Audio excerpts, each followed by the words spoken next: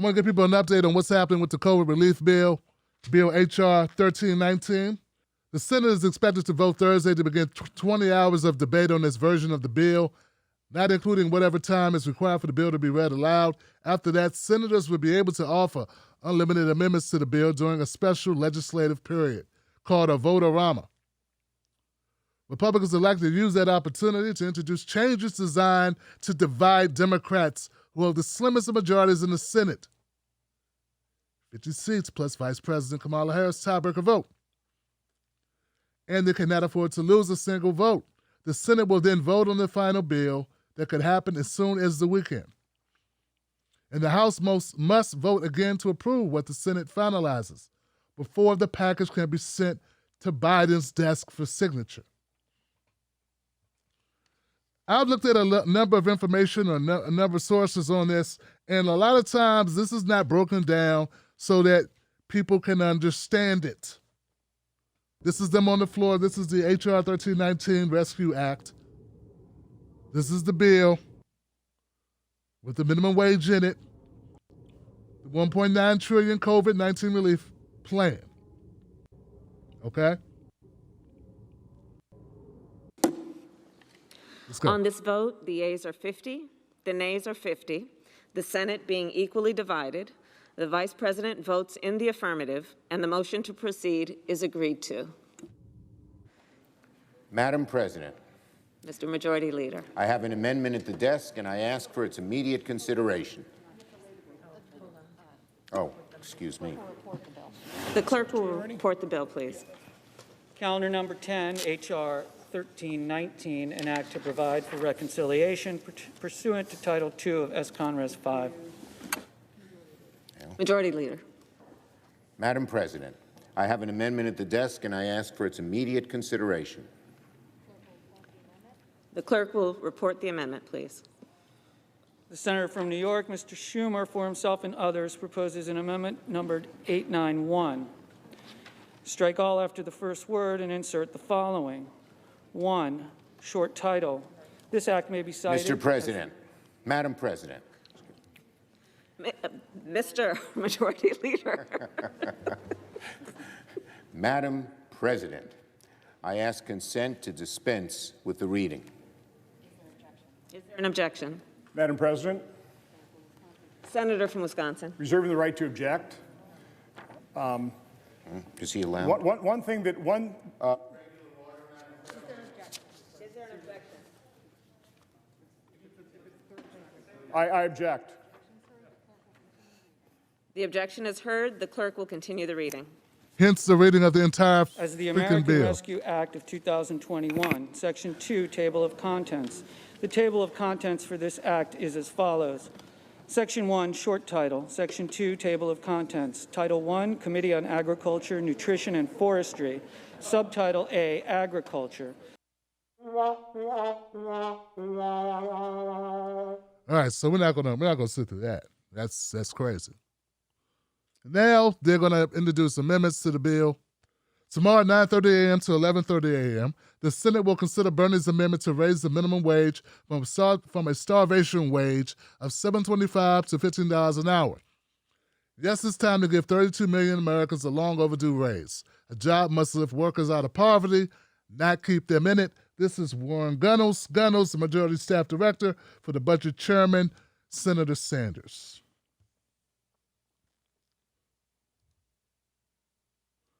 So this is what I put out just before going live. I said, where are we at? What's the status of the minimum wage bill and minimum wage being in the bill? It's out. Bernie will try to put an amendment in tomorrow, but chances are slim to none.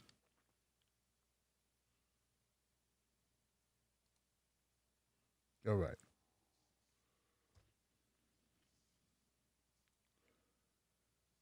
Now, let's go to some coverage of this proceeding. So we know everyone knows what's at stake, right? The $1.9 trillion stimulus package, the relief bill. Minimum wage, $15 minimum wage was put into that bill. We want the minimum wage to be in that bill. Forces that be in the political establishment, Democratic Party, Manchin, and others don't want it in the bill. I question if Joe Biden wants it in the bill. I question how hard they're going to fight. They're not fighting at all. They fought harder to keep Neera Tanden on or in. They're trying to get Neera Tanden into the cabinet than they did to keep $15 minimum wage in the bill. So this is where we are now. This is let's go to some writing. There's been a lot of Democrats making their voices known or heard on this issue. Okay, we had Ro Khanna, Jamal Bowman, other members of the squad submit a letter to Joe Biden urging him to fight for this $15 minimum wage, saying that they will not take a loss or the L having the minimum wage included in the bill. You know, Senator Manchin and Sinema of Arizona, Kristen Sinema, they don't want it in the bill. They say, well, it's not good for our districts, and Joe Manchin's been the most notable, outspoken person on this. The argument is, are we going to allow Joe Manchin to be president of the United States, or is Joe Biden going to be president of the United States? I got a question, guys, if there's any really difference between the two. I tend to believe that Joe Manchin is the type of Democrat that Joe Biden's used to dealing with, or it's more in line with who Joe Biden is himself. But that's just my opinion about where we are and what really is impacting these decision making. It's a lot of grandstanding, but what does it all mean, guys? Are we going to get the $15 minimum wage or not? Okay, so there was some information put out. Here we go. I was reading this and I thought this was very interesting. How to stop the Manchin presidency and raise the minimum wage. Dems must vote down the must-pass COVID bill until it includes a wage increase, which they can add right now. David Sirota. Okay? The way to fix the dynamic is for decisive. So why is Joe Manchin in control over what's happening in our bill? Why do we need to listen to this Bernie Rubble-looking motherfucker? Why does he have this power over the minimum wage being in the bill? Not only that, but Joe Manchin is standing between millions of Americans. A means test which would knock millions of Americans out of getting a check.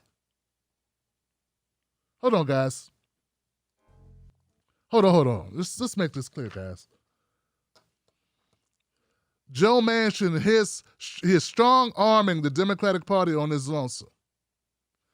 He's strong-arming the Democratic Party on his lonesome in order to force the Democrats to make changes to a bill so it fits his palate.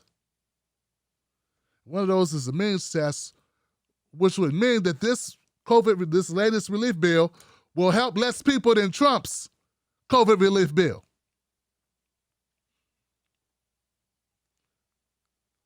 Joe Manchin wants to make Trump the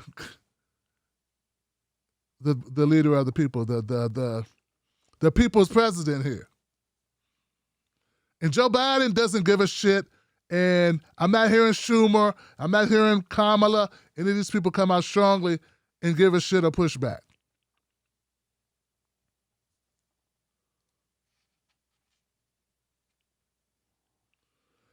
The way that you fix this is for a decisive number of House Democrats or Democratic senators make a clear line in the sand demands and demonstrate they will vote down Democratic legislation that does not honor those demands.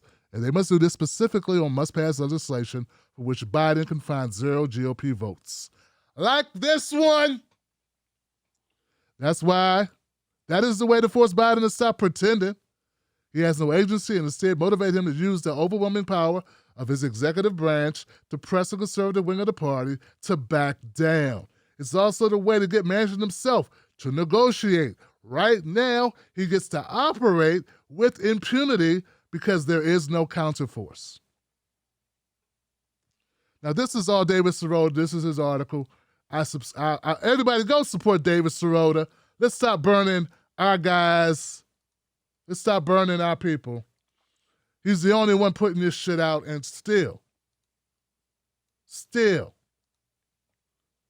They want to roast his ass for this.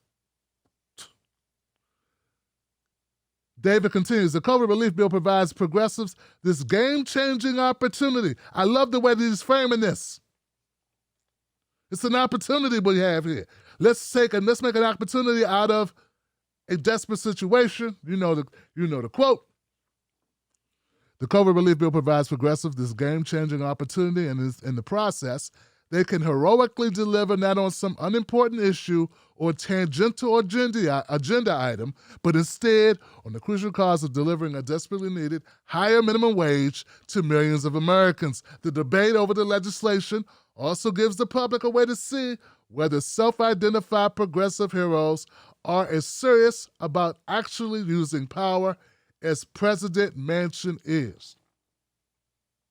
Damn! David called Joe Manchin President Manchin. Now, this is a major portion of the David Sirota article. It goes like this. The key: must pass bills that GOP will not vote for. The situation spotlights the central point.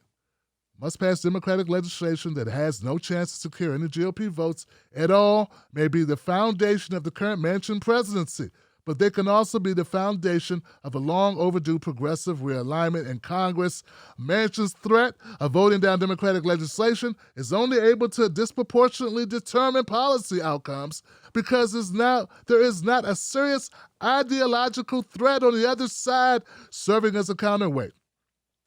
Put another way, Manchin is this powerful because he's willing to wield power and his purported ideological opponents are not. Amazingly, Manchin remains unchecked, even though there are enough progressives in Congress to create this necessary countervailing power. In an early divided House in which no Republicans will vote for a COVID relief bill, it would only take somewhere between 6 and 10 Democratic congresspeople to join together as a bloc and make a game-changing declaration that will not vote for final passage of a Senate-passed COVID relief bill that does not include a minimum wage increase. Folks, remember back here? The Senate will then vote on the final bill that could happen as soon as the weekend, and then the House must vote again to approve what the Senate finalizes before the package can be sent to Biden's desk for signature. So the Senate votes, then it goes back to the House.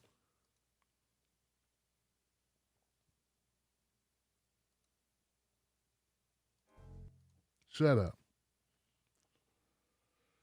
Last paragraph. Similarly, in the Senate, Bernie Sanders and Elizabeth Warren or Ed Markey could pour their own version of Manchin and make the same declaration, saying they would not vote yes on final passage unless the legislation includes Sanders' amendment to increase the minimum wage.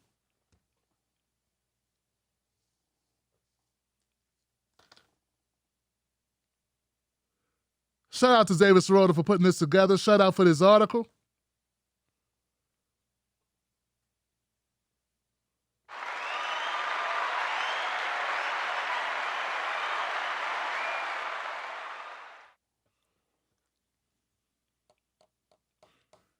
Okay. Now, David Sirota put a great article together. A number of progressives in the squad also put together a letter that I told you earlier about they sent to Joe Biden. I'm not going to read that. Reverend Barber and Reverend Dr. Liz Theo Harris. They wrote a letter as well, but it appeared in The Nation. It's written to Kamala Harris. So there are a lot of people pushing for the same things, pushing for the minimum wage to be included in the bill. There are a lot of voices in this. It's not just one voice. Let's check out Reverend Barber, what he was referring to in his article. I think it's very interesting. He tweeted out this: keeping the minimum wage increase in the bill would force every Democrat in the Senate to decide whether they're willing to keep the promise the party made to low-wage workers who voted for your ticket over the incumbent presidency by a 14-point margin. That is taken directly from the text of his article in The Nation. Here goes a couple of excerpts from that article. We believe the Senate's parliamentarian has wrongly advised that the minimum wage increase cannot be included in the budget reconciliation process. But the 80 million Americans who elected you last November gave you the power to overrule the parliamentarian as the presiding officer in the Senate. Let me be clear, guys. Let me be clear. My bad. Let me be clear here. The article that Reverend Barber wrote is written directly to Kamala Harris. The title is VP Harris. Maybe you were elected for such a time as this. Then he quotes scripture. In the biblical story of Queen Esther, a daughter of the exiled Hebrew people, rose to power in the society of her day when the survival of a people became a political issue before the king. Queen Esther's uncle Mordecai wrote on behalf of their marginalized community to suggest that God may have placed her in a position she was in for such a time as this. So,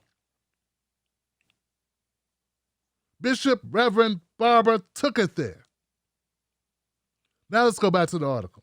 Because this is directly to Kamala Harris, which I was saying was important because she can overrule this parliamentarian shit and get on with life. Everyone can deserve criticism here. Kamala Harris, Joe Biden, any Democrat, the squad, anyone here can be criticized. Joe Manchin, Sinema, all of them. All of them should be criticized for this.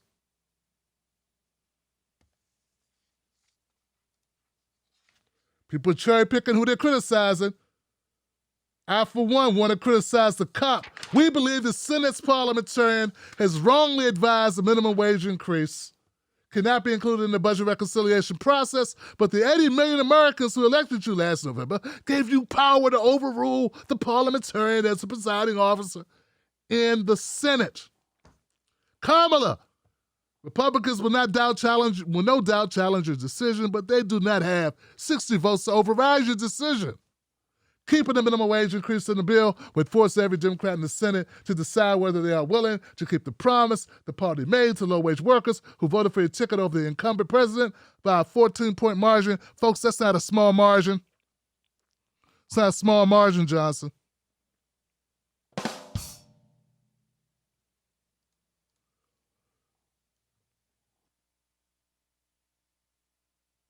As Vice President, it's important to remember that your predecessors have chosen not to follow the advice of the parliamentarians. Vice Presidents Humphrey and Rockefeller ignored the parliamentarian in their own day to do what they thought was right. In the 2010 interview, Senate parliamentarian Robert Dove offered a salutary reminder. It is the decision of the Vice President whether or not to play a role here. The parliamentarian can only advise. It is the Vice President who rules. Not really loud. I think I'm pretty loud, huh? Some keep saying don't overrule it if you don't have the votes. But that is backward. If you never force senators to vote in public, they get a pass. If you put it on the floor with the full package, you force those who've expressed hesitancy to take a stand. Democrats had a majority in the Senate because of senators who got elected in Georgia and across the nation who ran on raising the minimum wage and passing a just COVID relief bill. If you deliver on that promise in your first 100 days, you have an opportunity to fundamentally reshape politics in this nation. This is the moment to raise wages for all workers living in all communities. Not once on the campaign trail did Americans hear you or President Biden say, we will do $15 unless a parliamentarian rules otherwise. Oh, God. The Byrd Rule is not in the Constitution. It's not what you swore to uphold. You've sworn with your colleagues to establish the justice and to promote the general welfare because you know poverty wages are not just. You have the moral authority to use your power to do what you promised to do, what you've sworn to do, and what we believe you have been chosen to do for such a time as this. No, you're not alone. We and 140 million we and 140 million poor and low-income Americans stand with you in solidarity. We're urging the President, Democrats, and every justice organization to undergird you as Mordecai did, Queen Esther, in support of the work that must be done.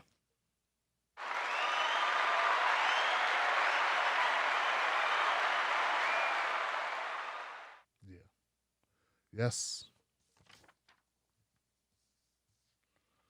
So here goes the hard part, guys. Here goes the hard part. This is where we eat crow. This is where this is where your integrity comes into play. This is where you show who you really are. In victory and in defeat. This is where you show what's inside of you. I, for one, believe strongly, very strongly. Like, I could yell right now, but what's the point? It's really what I'm thinking in my head right now. I'm thinking, why yell it? The squad needs to do what they need to do on this point. What good is holding your fire on the Pelosi vote if you don't use it now? What good is holding your vote? What good is playing ball if you never get it to go your way? What good is having negotiations? And I understand, and I've had conversations with folks like Senator Nina Turner. She's expressed how there are sometimes the negotiations behind the scenes, you don't know about them. And I'm not saying I know about them. I don't know. No one's talking to me. I get it.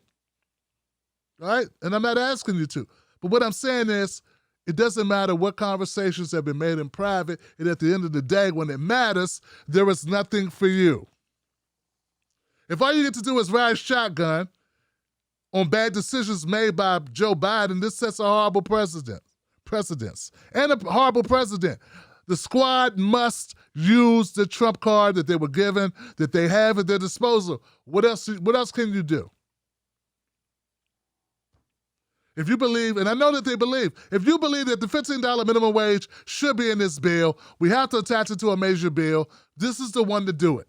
Right now, this is what you got to do. So regardless of what happens in the Senate, after that vote is passed, if this passes and it comes back to the House, if it does not have the amendments, if Bernie Sanders is not able to put is not able to put the minimum wage into the bill as an amendment, the amendment king is unable to put that in, then you need to demand it to be put in, or you refuse to sign the bill. Case closed, face closed. That's it. All the rest is nonsense. Nothing else matters if you can't use your power when it's called for. Now's the time to do it, folks. Now's the time to make that move. Now, I know there's some people that say, Tim, what's different now? Well, a lot of things are different now. One is, I know you can get this done. This can be done. It should be done. I rode with you on the Medicare for All.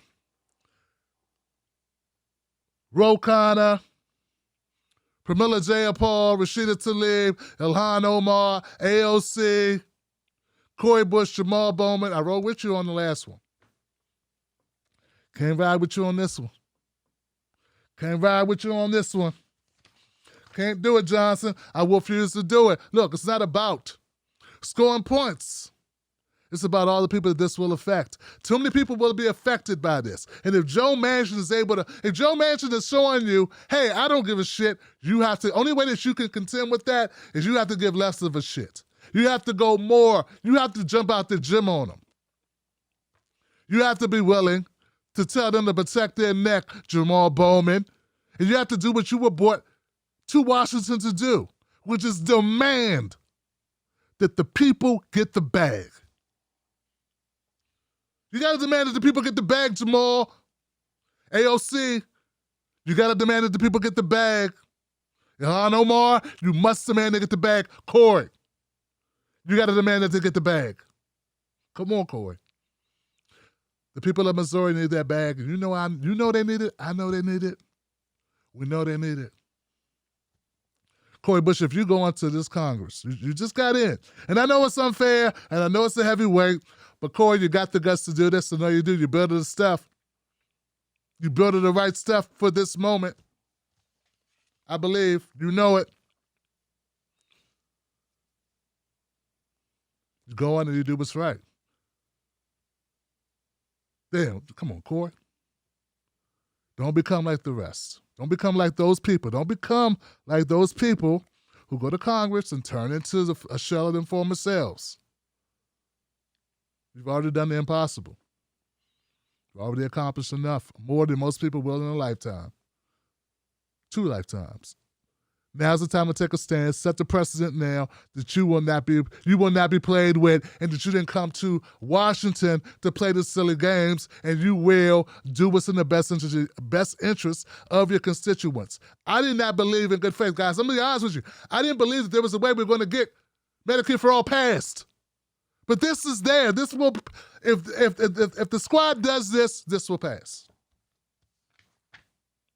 I gotta see a win if I'm going to sacrifice. If I ask my people to sacrifice, I gotta see a win for them.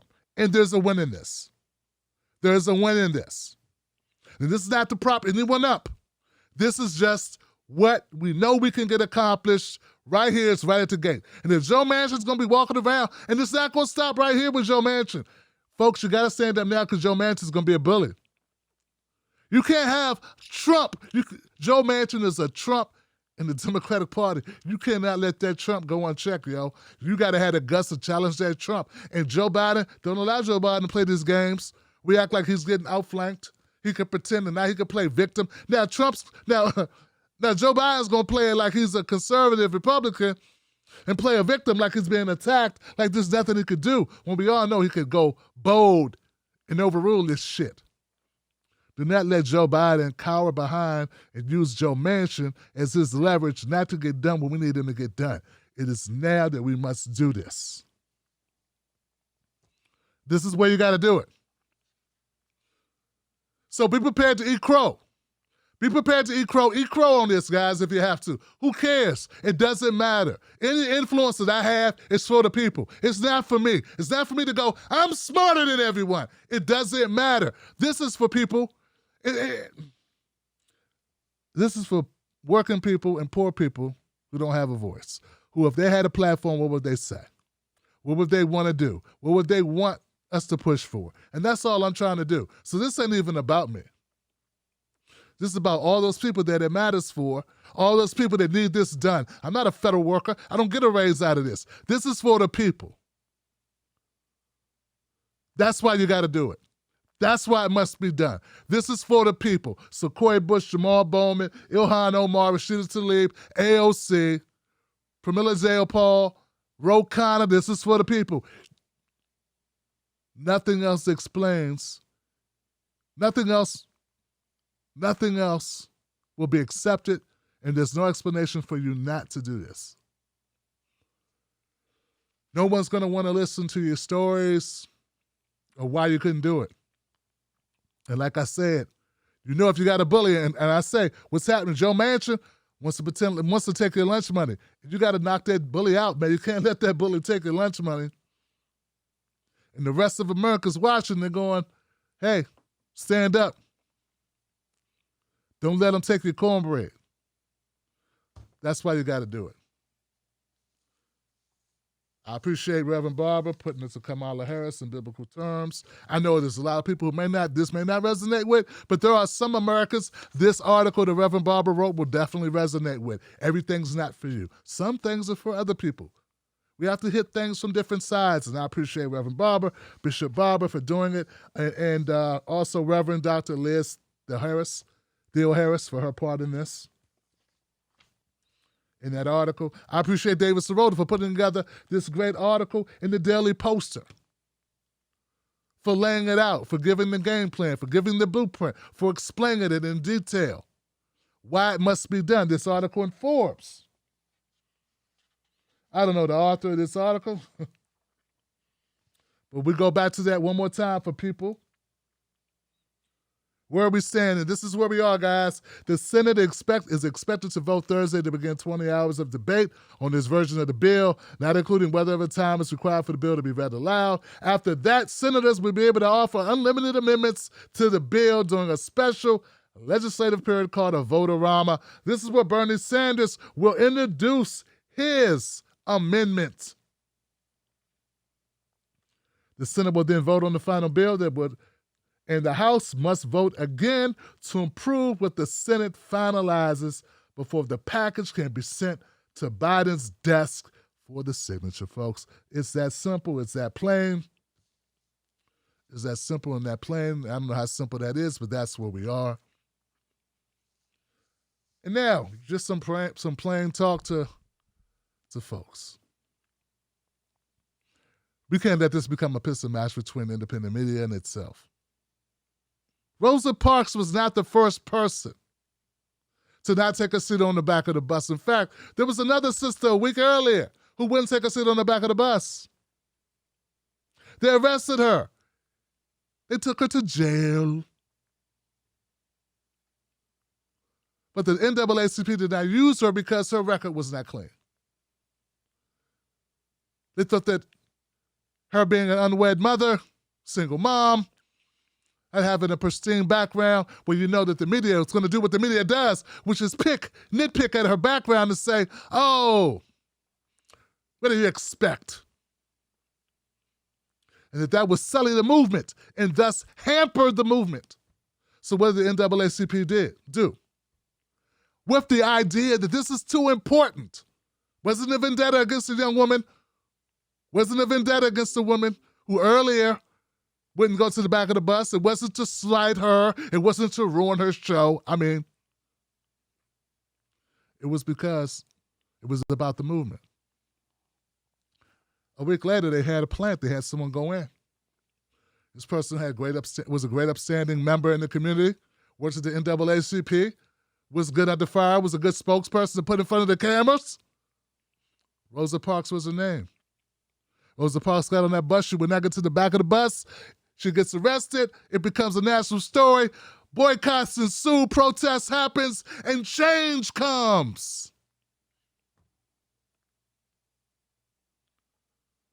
We're at that moment now. This is not about you, big dog. You're like the lady that got on the bus the first time. You weren't a good spokesperson for this. Sorry. And if it's about the movement and not about you, it doesn't matter, does it? It's about the movement. And for this movement, this is a better face for the movement. Right now, this moment. This is a better cause. This is a better face. This is the moment. This is what we need to use, and this is why. This is our Rosa Parks moment, folks. Not earlier, not before. This is the real way you're forced to vote, and this is why you're forced to vote. This right here, right now, I support this 100%. This right now, and why? Because we can get this done. It's obtainable. It's right there. And if I'm going to have Cori Bush, Jamal Bowman, Ilhan Omar, AOC, Rashida Tlaib, all of them using collateral right now, now's the time to use it. Even more people support this $15 minimum wage increase than support Medicare for all. And it can get done, and we don't need to stop Pelosi from getting in. We need this now, folks. So this to me makes more sense. You may not disagree, or you may agree, or you may not whatever. Okay, fine, whatever. I'm behind this issue because this is what needs to be done right now, and I believe it. And I believe we can get it done. So once again, I implore everyone to contact their congressperson or their senator and push them. Tomorrow we will be covering Bernie Sanders. We'll see what Bernie Sanders, we know the amendment king. He's the amendment king for a reason. Remember, people say, oh, what does he ever do? Well, he writes amendments. More amendments than anybody else in the Senate for moments just like this. That's what he does, what he's always done. Let's have Bernie write that amendment, as Warren Gunnels said he would. I trust it will be put there, and let's have our squad stand up. Just have them represent. If not this, what? If not now, when? The senator from Vermont, Mr. Sanders, for himself and others, proposes an amendment numbered 972 to amendment numbered 891. At the end of Title II, add the following. Subtitle M, increasing the federal minimum wage. Let the entire amendment be read. I ask unanimous consent that the reading of the amendment be read. Is there objection? Without objection.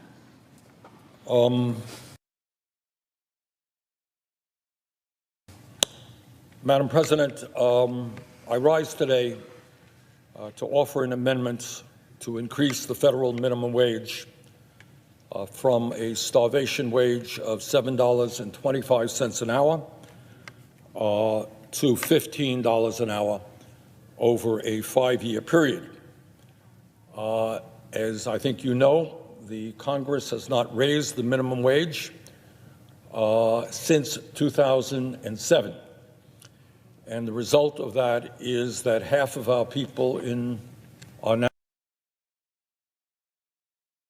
now living paycheck to paycheck, and many, in fact, are working for wages that are much too low in order to take care of their families.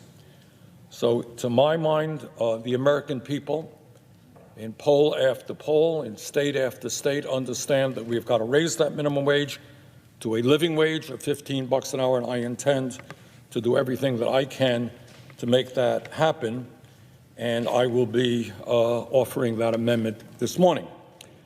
But before I do that, let me begin my remarks by explaining why this reconciliation bill, the American Rescue Plan, that we are debating today is so enormously important that it must be passed, and it must be passed as quickly as possible. In my view, this legislation is the most consequential and significant legislation for working families that Congress has debated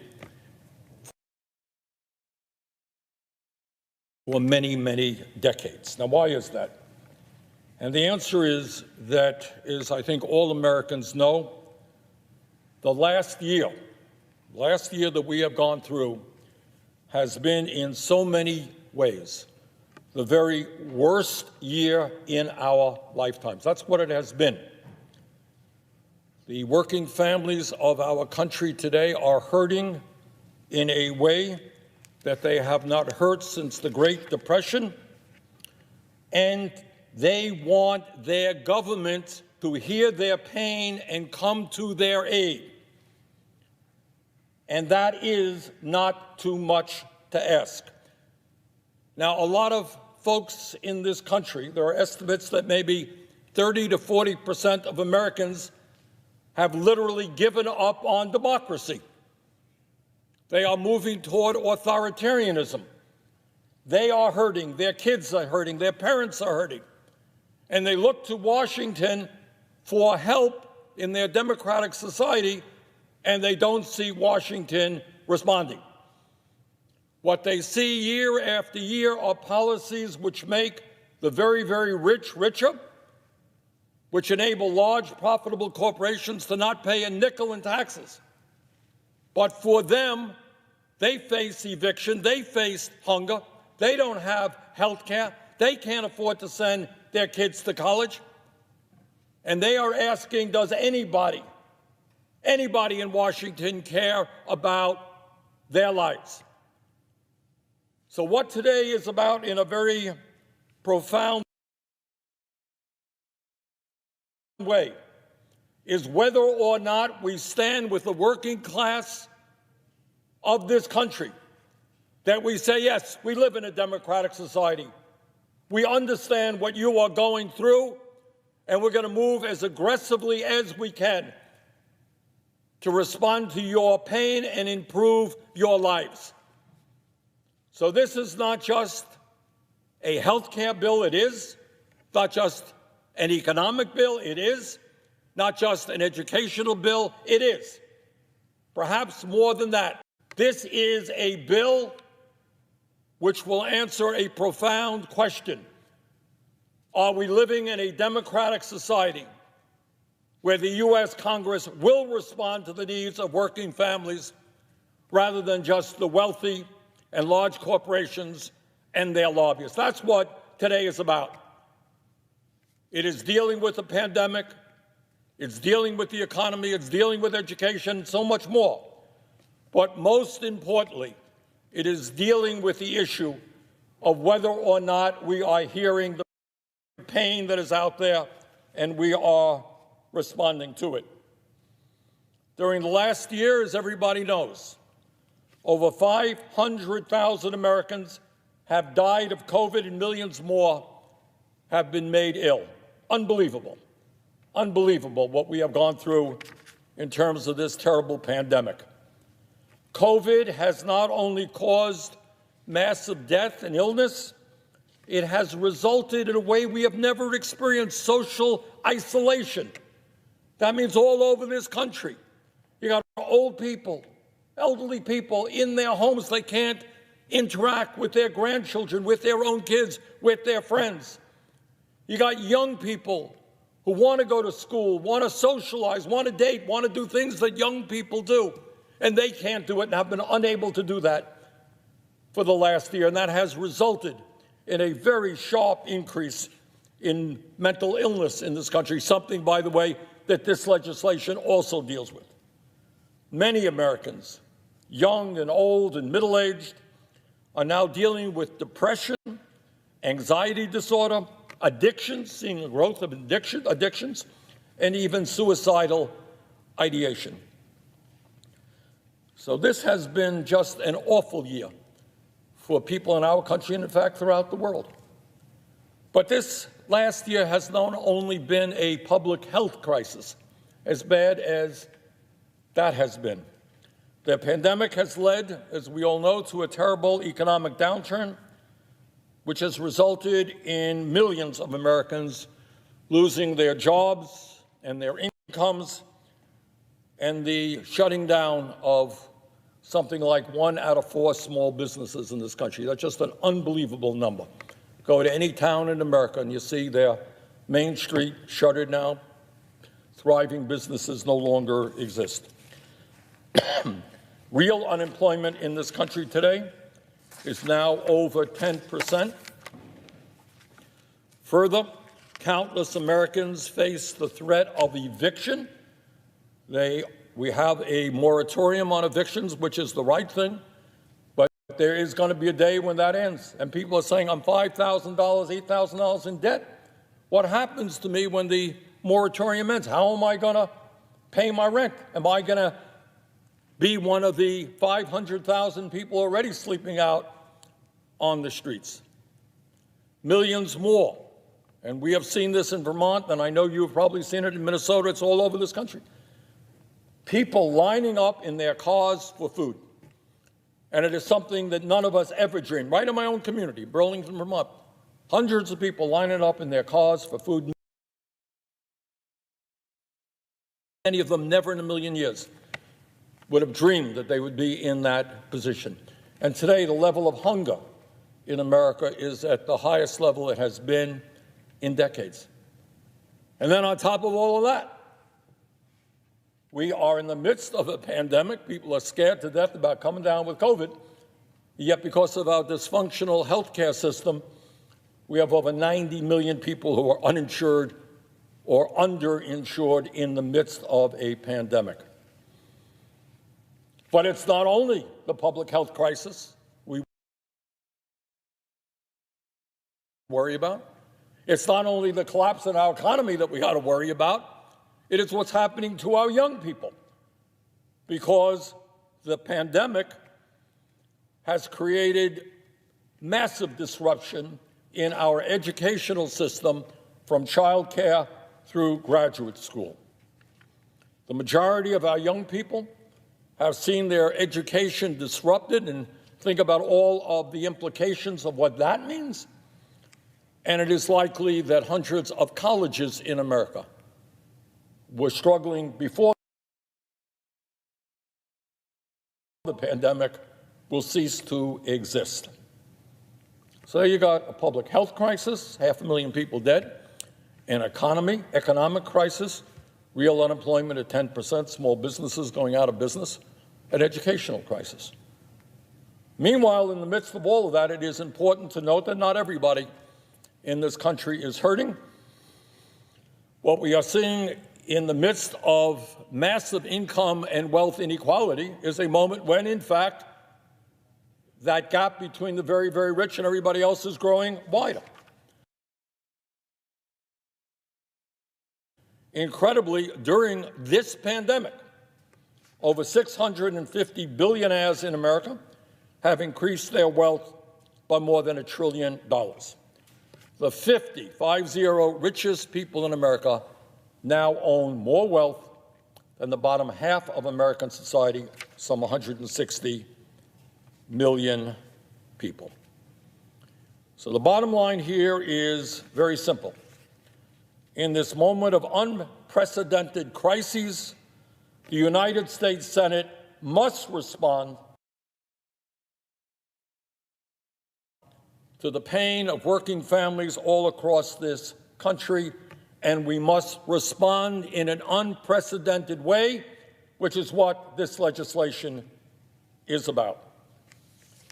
Now, Madam President, I want to say a few words about some of what is in this bill. This is a 600-page bill, and I will not read it all again. I think our clerks have had enough fun reading it last night, but I do want to summarize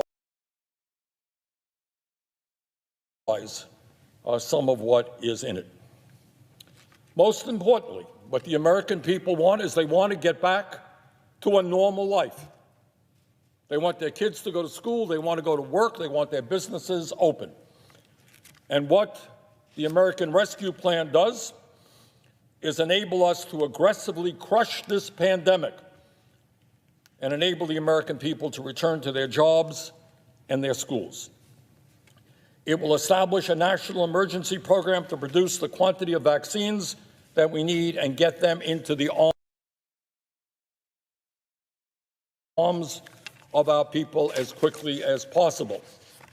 Clearly, we are making progress in that area. More and more people are getting vaccinated, but we still have a lot of work to do, and this legislation will enable us to do that.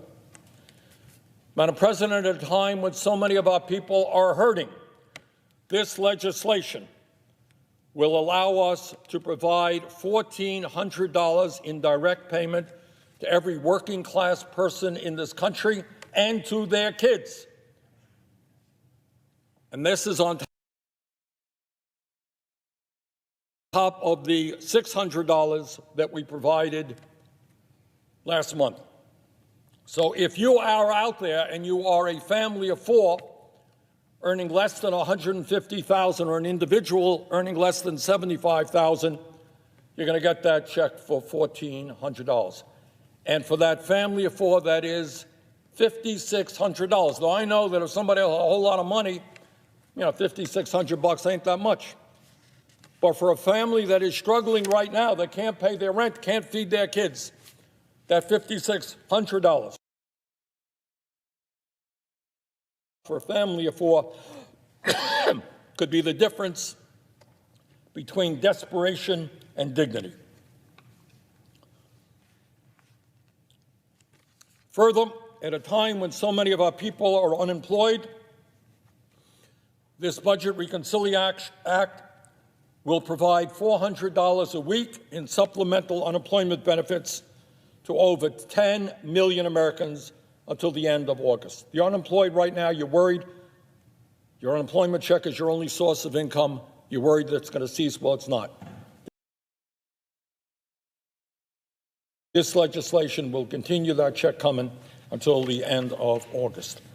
This legislation understands that we have a child care crisis in America, and we provide the resources to provide child care to 875,000 children. And very importantly, Madam President, we don't talk about this enough. One of the absolute disgraces of our economy right now is the level of childhood poverty in America, which is one of the highest for any major country on earth. This legislation will go a long way toward cutting childhood poverty. Some studies suggest we're going to cut it in half by expanding the child tax credit from $2,000 to $3,000 and $3,600 for kids under the age of 6. In other words, we are about to cut childhood poverty in half in this country.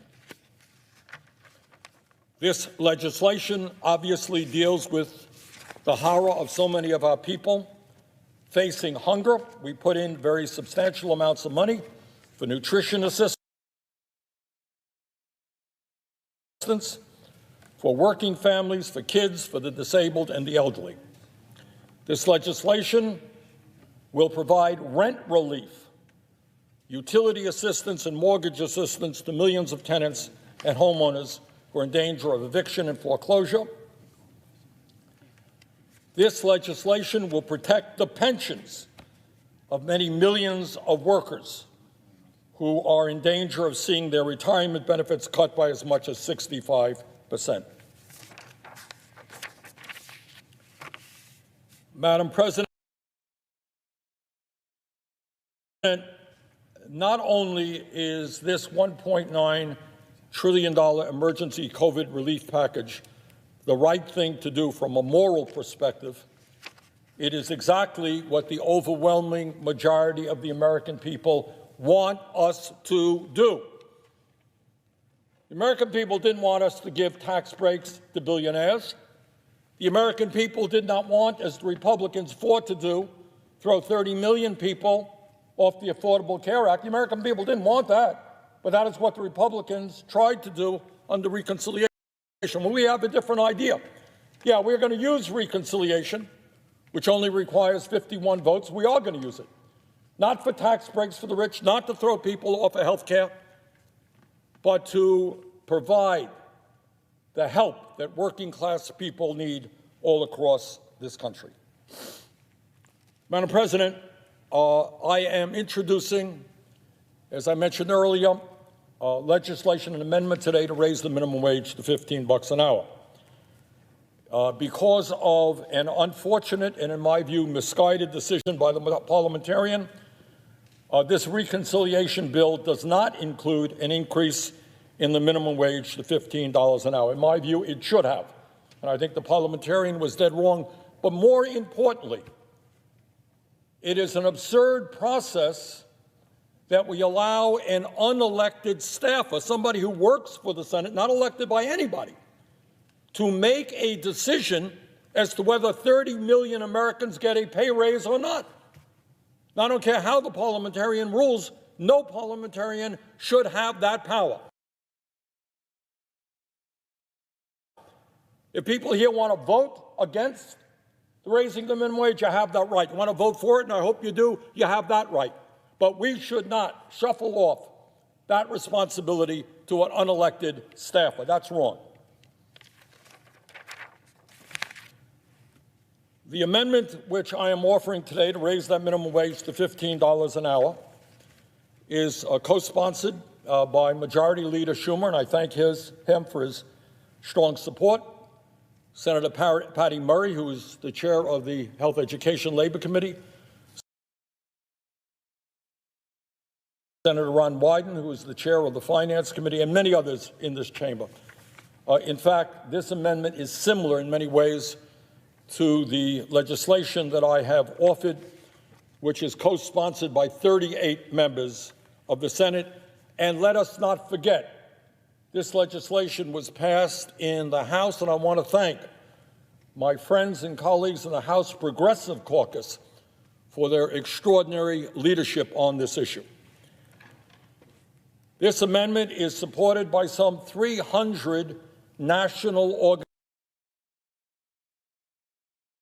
organizations, including the AFL-CIO and virtually all of the major unions in our country. And I want to thank in particular the SEIU, one of the great unions in America, who have led this effort for years in terms of the fight for 15, where people working in McDonald's and Burger King have gone out on strike and said, no, we can't make it on $10 an hour, $11 an hour. And I want to thank the SEIU.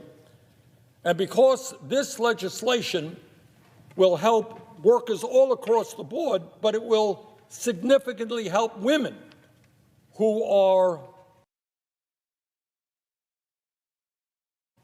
unfortunately forced into low-income work more than the general population, more than men, and it will disproportionately help African Americans and Latinos who disproportionately are forced into low-income work.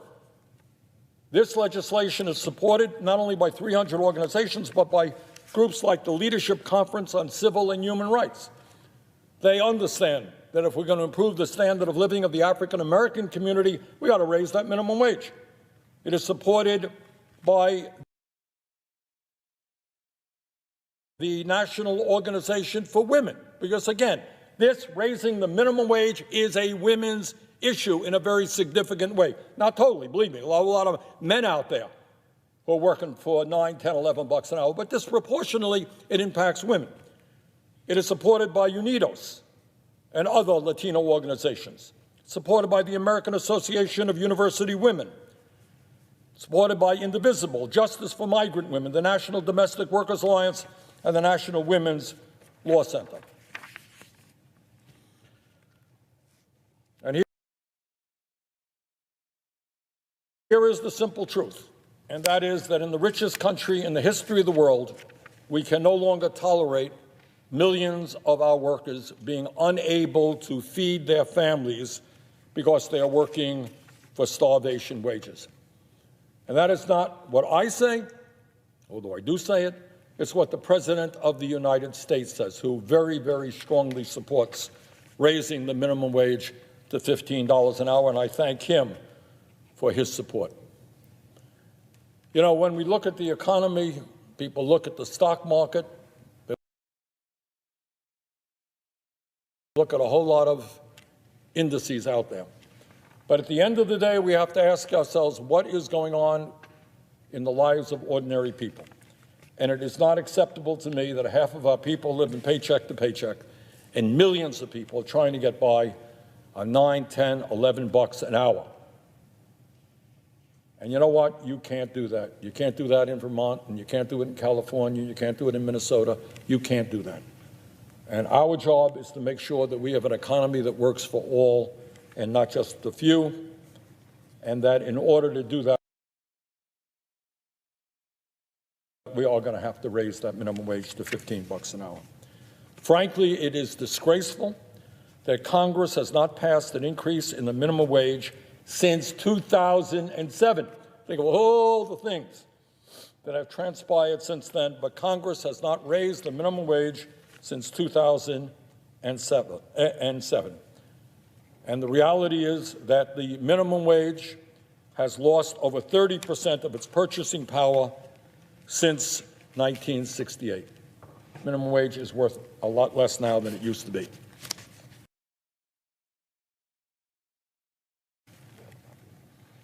When we increase the minimum wage, Madam President, we will be giving over 32 million Americans a much-needed pay raise.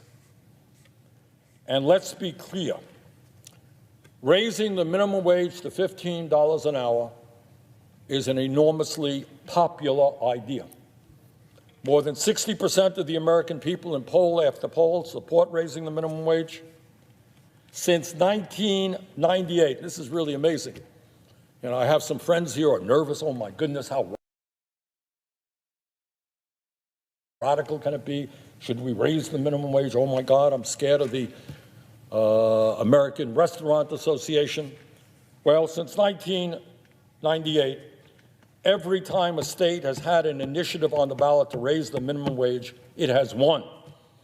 In conservative states and progressive states. Put it on the ballot, it wins. Just as one example, in November, just this last November, election time, Joe Biden lost Florida. Donald Trump won Florida by 3 points. But in that same election, the people of Florida, and I say that to the two senators from Florida, 61% of the people in Florida voted to raise the minimum wage to $15 an hour. Florida voted for Donald Trump and voted to raise the minimum wage to $15 an hour. 8 states over the years, 8 states, and over 40 cities have adopted laws to raise the minimum wage to $15 an hour. It's not a radical idea. And as you know, over just a few days ago, the House of Representatives did the right thing. and voted to raise the minimum wage to $15 an hour. This is not a radical idea. People want it, states have done it, the House of Representatives have done it, and now it is our turn to do what the American people want. Now, in the last few days, I have heard some concerns from my colleagues about one part of our amendment, and that is the provision to raise the tip wage, which now stands, I want everybody to hear that, tip wage for waiters and waitresses and all those people who get tips, now stands at $2.13 an hour. No, you did not mishear me. $2.13 an hour. And that is the federal minimum wage for waiters and waitresses, for barbers, for hairstylists, for parking attendants, and others. And that tip minimum wage has not been raised since 1991, 30 years ago.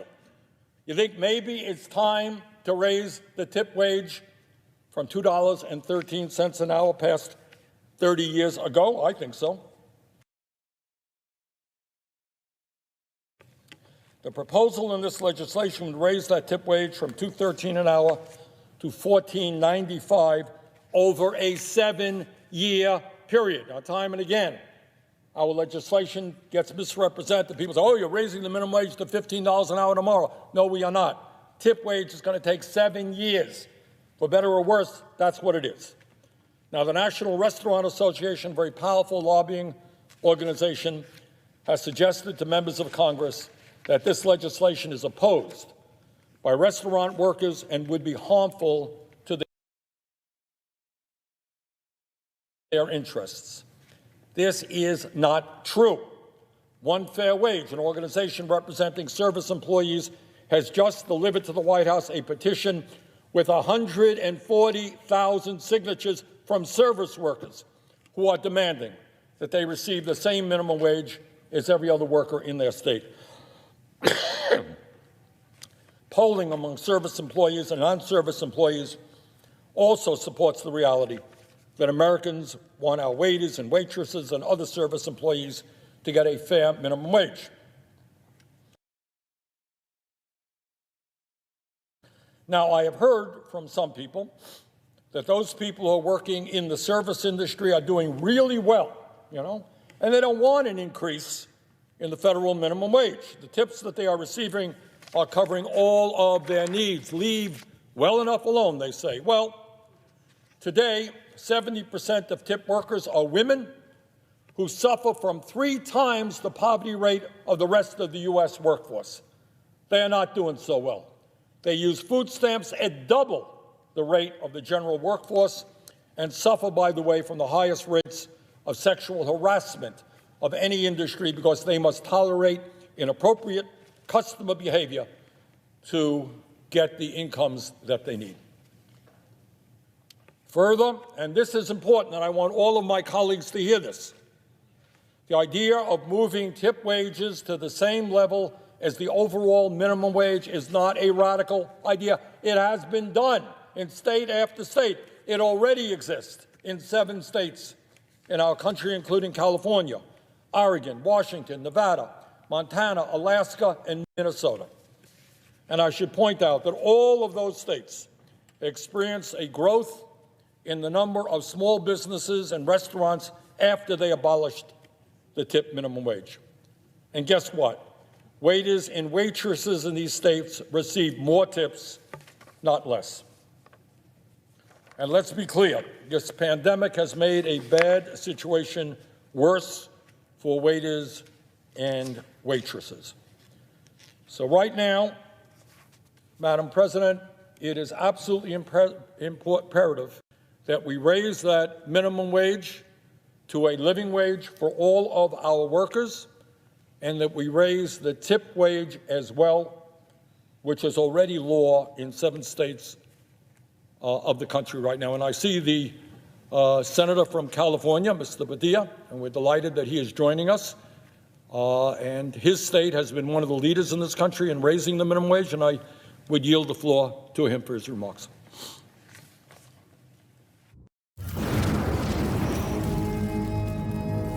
Don't fall for the banana in the tailpipe. Don't be fooled by corporate media talking heads misleading the people. Get your news and information from an entity that keeps it real. Tim Black. Tim Black is the host of The Tim Black Show. Independent news that leaves you informed, inspired, and sometimes entertained, but always in the know. Go to timblacktv.com and sign up today. The Tim Black Show is news for people who can't stand the news. See you there.